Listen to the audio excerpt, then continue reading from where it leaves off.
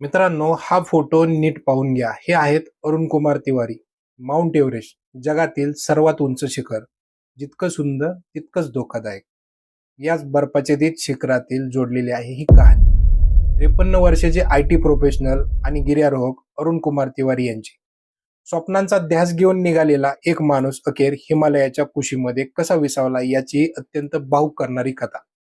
2025 मध्ये अपयश आल्यानंतर घरी वाट पाहणारी पत्नी आणि 2 मुलींच्या डोळ्यातील काळजी बाजूला सारून 2026 मध्ये ते या आव्हानाला पुन्हा सामोरे गेले.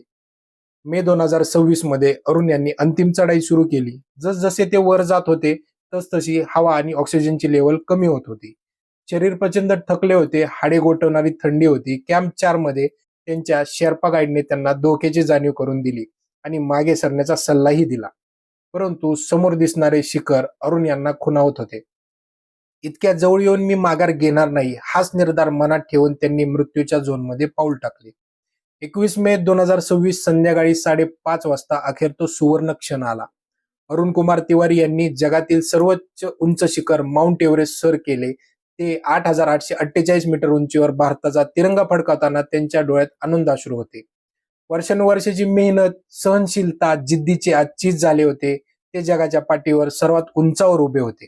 पण एव्हरेस्टचा नियम आहे, शिखर सर करणे हा अर्धी चढाई, सुरक्षित खाली उतरणे म्हणजे खरी परीक्षा. खाली उतरताना अवघ्या 60 मीटरवर हिलरी स्टेप जवळ अरुण यांची तब्येत कमालीची ढासळली. ऑक्सिजन संपत आला आणि त्यांना रक्ताच्या उलट्या सुरू झाल्या. शेर्पांनी आटोक्यात आणण्याचा प्रयत्न केला, पण तिथेच त्यांची प्राणज्योत पूर्णपणे मावळली. एव्हरेस्टच्या त्या डेथ झोन मधून मृतदेह वरून खाली आणणे म्हणजे दुसऱ्याच्या जीवाला धोक्यात घालण्यासारखे होते. बर्फात गोठलेला मृतदेह खाली आणण्यासाठी साधारणतः खर्च येतो 90 लाख रुपयांच्या घरात. हेलिकॉप्टर तिथे जाऊ शकत नाही. 8 ते 12 शेर्पांना जीव मुठीत धरून हे काम करावे लागते.